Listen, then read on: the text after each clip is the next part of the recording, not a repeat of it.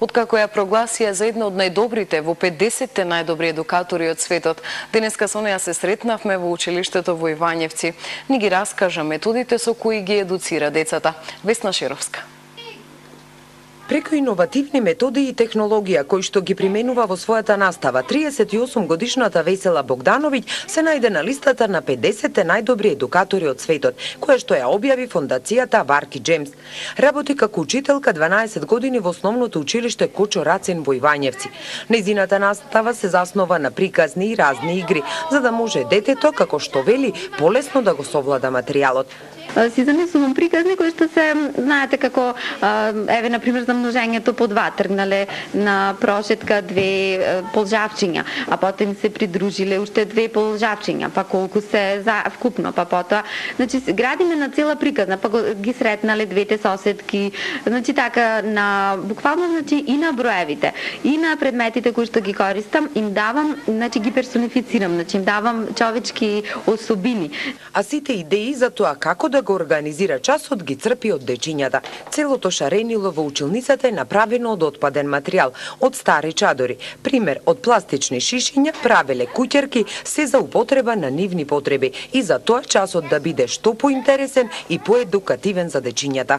Користам, значи, кокос, за кокос наместо снег, пена за бричење, за криење, букви, броеви во неа, па да ги извлекуваат, значи. Колку време од денот Богдановиќ одвојува за подготовка на еден училишен ден? Кога ќе се влезе во една таква навика, тоа мислам дека нема, потоа не одзема време. Меѓутоа, ако одлучам, најчесто сакам да ги направам работите на дечињата, она што ќе им биде опипливо, значи да играат како средство, сакам да го направам и за достапно на компјутер.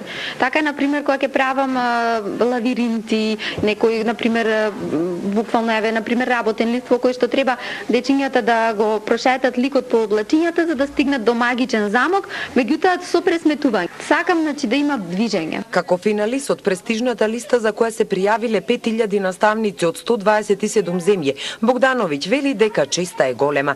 Јас сум, не знам, пресрекна затоа што мислам дека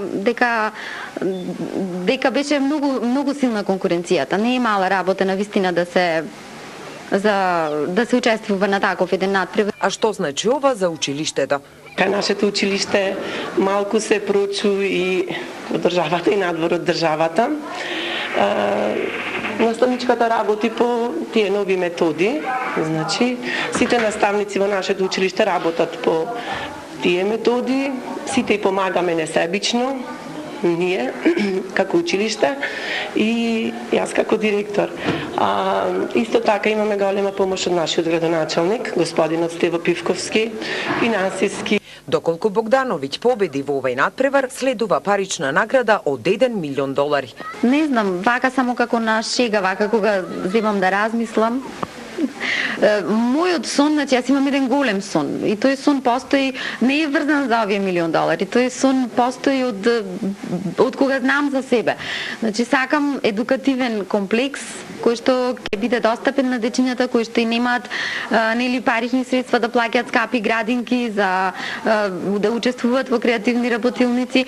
Сакам, значи, тој едукативен комплекс да започне тука, значи на ова место и на ова локација. Она што нам ни преостанува е да стискаме палци, да и посакаме на учителката Богдановиќ да ја освои паричната награда, за да и се исполни нејзиниот сон.